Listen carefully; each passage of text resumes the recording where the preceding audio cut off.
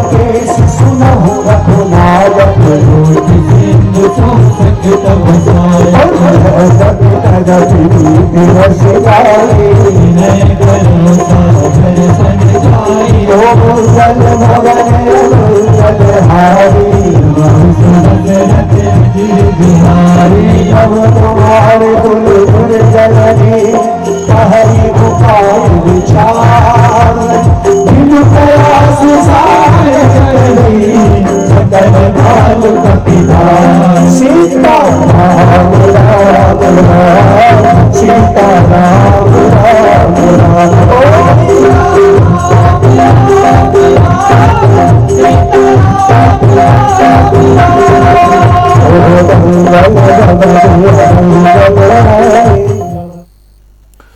तो 22 तारीख के मद्देनजर ये पूरा कार्यक्रम आयोजित किया जा रहा है, जहां मुख्यमंत्री पुष्कर सिंह धामी भी शामिल हुए हैं। खबरों में आगे बढ़ेंगे, जहां रक्षा मंत्री राजनाथ सिंह आज एक दिवसीय दौरे पर उत्तराखंड पहुंचे। उन्होंने चमोली के जोशीमठ में 35 परियोजनाओं का लोकार्पण किया। लोकार्पण समारोह में रक्षा मंत्री ने 670 करोड़ की लागत से बीआरओ की बनाई 35 परियोजनाओं को देश के नाम समर्पित करते हुए खुशी जताई। बता दें कि जोशीमठ मलारी हाईवे समेत देश के कई जगहों की 35 परियोजनाओं में 28 पुल और 6 सड़कें शामिल हैं। इस दौरान मुख्यमंत्री भी शामिल रहे। तो वहीं रक्षा मंत्री ने संबोधित करते हुए मुख्यमंत्री पुष्कर सिंह धामी के साथ बीआरओ की भी सराहना की। उन्होंने कहा कि मुख्यमंत्री ने उत्तराखंड में बीआरओ की हर परियोजना में दिलचस्पी दिखाई है। उत्तराखंड के यशस्वी मुख्यमंत्री Shri Pushkar Singh ji Dhami, lieutenant governor Ladakh brigadier BD Mishra ji, Shri Tirath Singh ji Rawat member of parliament Garhwal, Shri कपिलगांव member of parliament Arunachal east, chief of defence staff general Anil ji Chauhan, lieutenant general R Srinivasan DG border road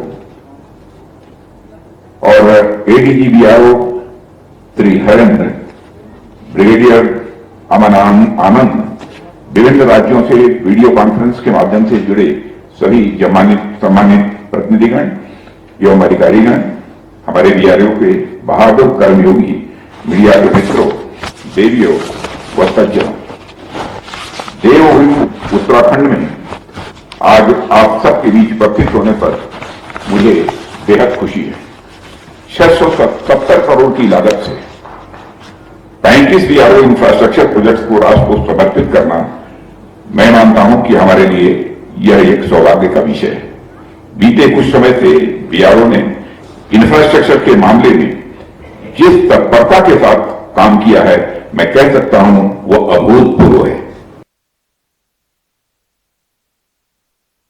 हम सभी के लिए सौभाग्य की बात है कि आज के इस कार्यक्रम के अवसर पर आदरणीय रक्षा मंत्री जी का मार्गदर्शन हम सबको प्राप्त हो रहा है।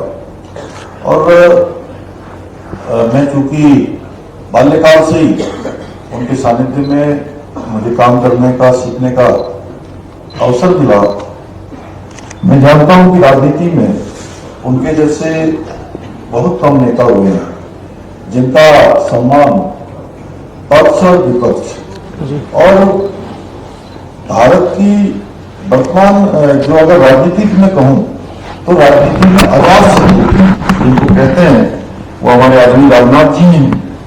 आपका मार्गदर्शन निश्चित रूप से हम सभी को सामाजिक जीवन में नवीन आयाम स्थापित करने के लिए, आगे बढ़ने के लिए लगातार ऊर्जा प्रदान करता है।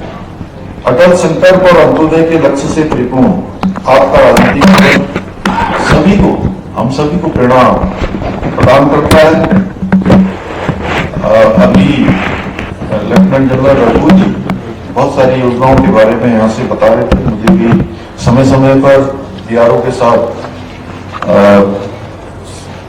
समन्वय स्थापित करते हैं, संवाद करते हैं और बहुत सारी योजनाओं के बारे में आपसे चर्चा भी करते हैं। तो वहीं उत्तराखंड के मंत्री गणेश जोशी ने उद्यान एवं खाद्य प्रसंस्करण विभाग की ओर से स्थापित fan and pad poly house का उद्घाटन किया और इस दौरान उन्होंने कहा कि हाइड्रोपोनिक विधि से बने इस पॉली हाउस में पानी की एक एक बूंद का सही इस्तेमाल किया जाता है। हमारी सरकार ने तय किया है कि पूरे प्रदेश के अंदर 50,000 से अधिक पॉली हाउस लगाए जाएंगे। हाइड्रोपोनिक टेक्निक से का इस्तेमाल करके यहाँ पर एक पॉली हाउस लगाया गया जिसमें एक एक बूंद पानी का सही उपयोग होता है और इस प्रकार से हम बेमौसमी सब्जी बेमौसमी फल उसमें उगा सकते हैं। आज पूरे प्रदेश के अंदर हम 50,000 से अधिक पॉली हाउस लगाने वाले हैं, क्योंकि हमारी सरकार का संकल्प है कि 2025 में जब हमारा राज्य 25 साल का होगा, हम हॉर्टिकल्चर के क्षेत्र में, मिलेट्स के क्षेत्र में अपने उत्पाद को हम दुगना करेंगे। ऐसे में इस योजना की अपनी महत्ता है।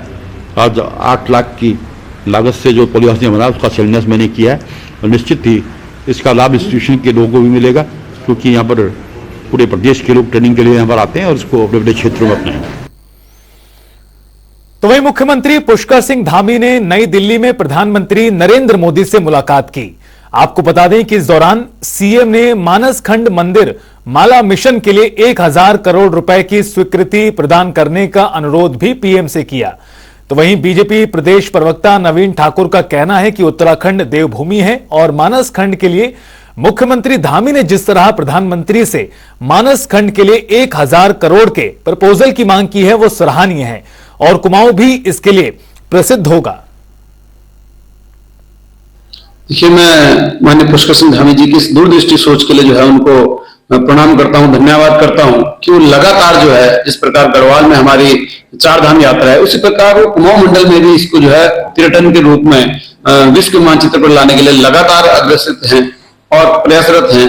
उन्होंने माननीय प्रधानमंत्री जी से कल जो एक बड़ा अनुरोध किया है। अभी लोकसभा चुनाव कुछ ही महीने की दूरी पर है, लेकिन उत्तराखंड में दल बदल की राजनीति शुरू हो चुकी है।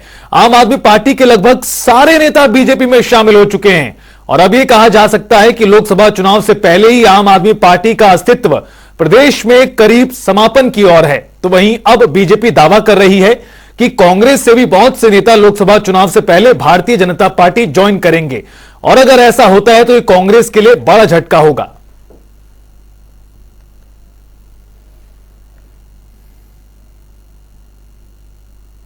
आपने कुछ दिन पहले आगाज देखा, कांग्रेस के बहुत सारे नेता, चाहे चक्रोता हो, चाहे देहरादून हो, चाहे उत्तरकाशी हो, विभिन्न जिलों से जो है कांग्रेस के भारी मात्रा में नेता भाजपा में ज्वाइन कर रहे हैं। और सबको पता है कांग्रेस एक डूबता जहाज है और डूबते जहाज में कोई रहना नहीं चाहता। कांग्रेस ने हमेशा सनातन का विरोध किया, कांग्रेस विकास विरोधी रही, कांग्रेस भ्रष्टाचार में लिप्त रही। तो कांग्रेस के जो अच्छे लोग हैं जो वहां घुटन महसूस कर रहे हैं, वो सब जानते हैं कि अगर देश की तरक्की करनी है, अगर देश को विकसित राष्ट्र बनाना है तो निश्चित तौर पर भाजपा के साथ जुड़ना पड़ेगा। जिस प्रकार माननीय प्रधानमंत्री जी, हमारे युवा मुख्यमंत्री पुष्कर सिंह धामी जी लगातार जो है प्रदेश को आगे बढ़ाने में, देश को आगे बढ़ाने में काम कर रहे हैं, तो हर कोई इस विकास की जो है गंगा में अपनी भागीदारी सुनिश्चित करना चाहता है। और अभी तो ये केवल आगाज है, आने वाले समय पर अंजाम देखिएगा। बड़े बड़े चेहरा कांग्रेस के भाजपा में आने के लिए आतुर हैं और हमसे लगातार संपर्क में है। सही समय पर जो है उनकी भी ज्वाइनिंग कराई जाएगी। देखिए, भारतीय जनता पार्टी एक तरफ तो कहती है कि वो प्रदेश की, देश की और दुनिया की सबसे बड़ी राजनीतिक पार्टी है, उसका जो कैडर है वो सबसे ज्यादा मजबूत है और उसके बाद भी जब भी चुनाव आते हैं, चाहे वो विधानसभा के हो, चाहे लोकसभा के हो या अन्य चुनाव हो, उस समय भाजपा को केवल जो है दूसरे दलों के कार्यकर्ताओं का ही भरोसा रहता है, उन्हीं के नेताओं का भरोसा रहता है। वो नेता भी तोड़ के लाते हैं, कार्यकर्ता भी तोड़ के लाते हैं। इसका मतलब है भाजपा के पास कैडर की भारी किल्लत है, भाजपा के पास नेताओं की भी बड़ी भारी किल्लत है। वो दूसरे दलों के नेताओं के भरोसे ही अपनी चुनावी बेहतर नहीं पार करना चाहती। आखिर भाजपा जमीनी स्तर पर आज तक अपने को इतना मजबूत क्यों नहीं कर पाई कि उसे दूसरे दलों के कार्यकर्ताओं की ओर ताक झांक ना करनी पड़े। तो ये भाजपा के जो दावे हैं उनकी अपना पोल पट्टी खोल देते हैं भाजपा, जो इस प्रकार के षड्यंत्र और कार्यक्रम करती है। और वैसे भी जो है, अगर किसी नेता का और किसी कार्यकर्ता का अगर किसी विचारधारा में विश्वास नहीं रहा तो वो स्वतंत्र है, वो जहां चाहे वहां जाए, उसमें क्या दिक्कत है। तो वहीं देहरादून में सचिवालय स्थित मुख्यमंत्री अनुभागों का अपर मुख्य सचिव राधा रतोड़ी ने औचक निरीक्षण किया। इस दौरान उन्होंने कार्यालयों की व्यवस्था, रिकॉर्ड मेंटेनेंस और साफ सफाई आदि चीजों का जायजा लिया और इसके साथ ही संबंधित अधिकारियों को कार्मिकों के लिए वर्क एनवायरनमेंट बनाने के साथ कार्य संस्कृति में सुधार की भी नसीहत दी।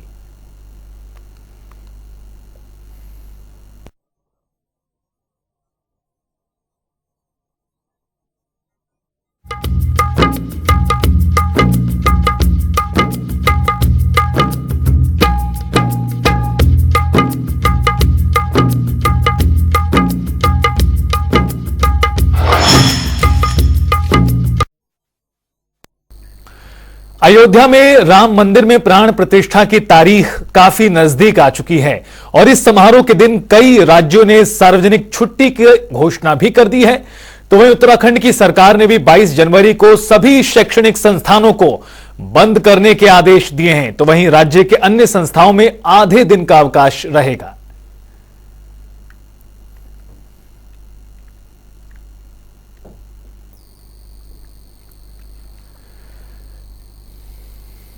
बाईस जनवरी को अयोध्या में रामलला विराजमान होंगे और इससे पहले हल्द्वानी में रामलीला ग्राउंड की दीवारों को कुमाऊं की प्रसिद्ध एपण कला से सजाया जा रहा है। एपण कला को बेहद शुभ माना जाता है, जिसको उत्तराखंड में दीपावली और अन्य शुभ अवसरों पर बनाया जाता है।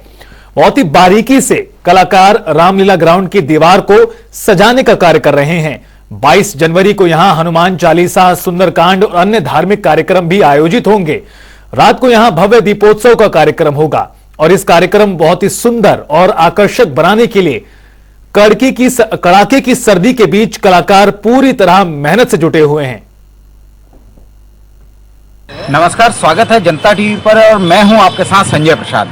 हम खड़े हैं हल्द्वानी के रामलीला ग्राउंड में, जहां आप देख सकते हैं तस्वीरों में कि रामलीला ग्राउंड को कुमाऊनी संस्कृति का जो एपण है उससे सजाया जा रहा है और इस प्रायोजन का सीधा सा अर्थ है, इसका संबंध है सीधे से 22 तारीख को अयोध्या में होने वाली प्राण प्रतिष्ठा को लेके। जी हाँ, अयोध्या में की जा रही 22 तारीख को होने वाली भगवान राम की जो प्राण प्रतिष्ठा कार्यक्रम होना है, उसी आयोजन के तहत हल्द्वानी में भी यहाँ आयोजन किए जाएंगे। और इसी के तहत हल्द्वानी का ये जो रामलीला ग्राउंड है, प्राचीन रामलीला, यहाँ लगभग 100 साल पुरानी ये रामलीला ग्राउंड है और यहाँ हर वर्ष रामलीला का आयोजन किया जाता है। तो इस रामलीला को भी एक भव्य रूप देने का यहाँ काम किया जा रहा है और इसी के तहत ये कुमाऊनी संस्कृति में बनी जो एपण संस्कृति है, कुमाऊं की जो एपण संस्कृति है, उससे यहाँ दीवारों को और ये जो दर्शक दीदा है इसको सजाया जा रहा है। तो इन्हीं कलाकारों से जानेंगे कि आखिर क्या इनका उद्देश्य है, क्यों ये सजाया जा रहा है। जी, आपका नाम? मेरा नाम मनस्वी रतेला है और यहाँ पे हम जो अपना संस्कृति है उसको बढ़ावा देते हुए ये एपण की कुछ विशेष जो वो है चित्र है उनको बना रहे हैं। और ये मेरे साथ रोशनी है जी। और उसके अच्छा, 22 तारीख को जो अयोध्या में प्राण प्रतिष्ठा होनी है उसको लेके कितना उत्साह है? बहुत ये उत्साह तो दिख रहा है। हम बना इसीलिए रहे हैं कि हमारे जो लोग हैं वो आके देखें और 22 जनवरी की रात को हम यहाँ पे दियो के साथ अपना वो बहुत अच्छे से यहाँ पे लगाएंगे, उसके लिए हम ये सजा भी रहे हैं। चलिए, बहुत बहुत धन्यवाद। तो आपने देखा कि किस तरीके का उत्साह है, हर कोई अपनी अपनी तरफ से इस प्राण प्रतिष्ठा में भागीदारी अपनी तरफ से सहयोग करना चाहता है। और ये जो बच्चियों से आपने देखा, बात की, तो ये भी अपनी तरफ से राम मंदिर की इस प्राण प्रतिष्ठा में अपनी तरफ से इस कला एपण बना के अपना सहयोग देने जा रही हैं। जनता टीवी के लिए संजय प्रसाद, हल्द्वानी से। हमारा जो 22 जनवरी की तैयारी चल रही है श्री रामचंद्र जी की प्राण प्रतिष्ठा के उपलक्ष्य में, पूरे देश में, हर नगर में, हर शहर में, हर इंसान में, हर सनातनी में इतना उत्साह है कि वो अपनी तरफ से कुछ ना कुछ योगदान देने को तैयार है। तो ये हमारे शहर हल्द्वानी शहर का एक बीच में मुख्य आकर्षण का केंद्र है, जो यहाँ पर सारे प्रोग्राम होते हैं। आप लोगों का क्या कहते हैं, मैं यहाँ पे क्या कहते हैं 22 तारीख की तैयारी हो रही है, ये दीपोत्सव मनाया जाएगा। ये उस दिन पे राम जी का जो 22 तारीख को वहाँ पर अयोध्या में जो प्रोग्राम हो रहा है, हम भी यहाँ पर क्या कहते हैं अपने उत्साह से यहाँ पर दीपोत्सव करेंगे। ये हम 2-3 दिन से लगातार यहाँ पे कर रहे हैं और यहाँ पे हमारे जो बहुत सारे लोग हैं, मतलब जैसे आप देख सकते हैं कि लड़कियां हैं यहाँ पे, औरतें हैं, सब अपना सहयोग दे रही है और ये एपण की बहुत सुंदर आपको प्रस्तुति देखने को मिलेगी यहाँ पे। ये हम 22 जनवरी के लिए कर रहे हैं, जिसमें हमारे अयोध्या के राम जी के लिए हम यहाँ पे अपना पूरा योगदान दे रहे हैं। और चलिए खबरों में आगे बढ़ते रुख करते हैं 2 मिनट में 10 बड़ी खबरों का। राम मंदिर प्राण प्रतिष्ठा का न्योता ठुकराने के बाद कांग्रेस की 22 जनवरी के लिए तैयारी। महिला कांग्रेस प्रदेश भर में करेगी सुंदरकांड का पाठ। मंदिरों में भजन कीर्तन का होगा आयोजन। राम मंदिर प्राण प्रतिष्ठा को लेकर साधु संतों में उत्साह। भगवान राम के जलाभिषेक के लिए कलश यात्रा का आयोजन। हरिद्वार से गंगा जल लेकर कलश यात्रा अयोध्या होगी रवाना। उत्तरकाशी में इंटर कॉलेज का एक दिवसीय आपदा संबंधी प्रशिक्षण छात्र छात्राओं सहित 146 लोगों ने प्रशिक्षण किया संपन्न। आपदा प्रबंधन संबंधी दी गई जानकारी। हल्द्वानी में राष्ट्रीय मतदाता दिवस पर कार्यक्रम। बीजेपी युवा मोर्चा की ओर से होगा कार्यक्रम, तैयारियां शुरू। उत्तरकाशी में बेकाबू डंपर ने लड़की को मारी टक्कर, इलाज के दौरान मौत। पुलिस कर रही है मामले की जांच। देहरादून में 2 वर्षीय बच्ची की हत्या, पिता ने बेटी को उतारा मौत के घाट। पुलिस कर रही है जांच। उत्तरकाशी में मनाया जा रहा सड़क सुरक्षा माह। पुलिस होमगार्ड की ओर से निकाली गई जागरूकता रैली। लोगों को यातायात के प्रति किया गया जागरूक। हरिद्वार के जगजीतपुर क्षेत्र में दिखा जंगली हाथियों का झुंड। लोगों में मचा हड़कंप। सोशल मीडिया पर तस्वीरें हो रही हैं वायरल। हरिद्वार में ट्रेन में मिला अज्ञात युवक का शव। लोगों में हड़कंप। पुलिस जांच में जुटी।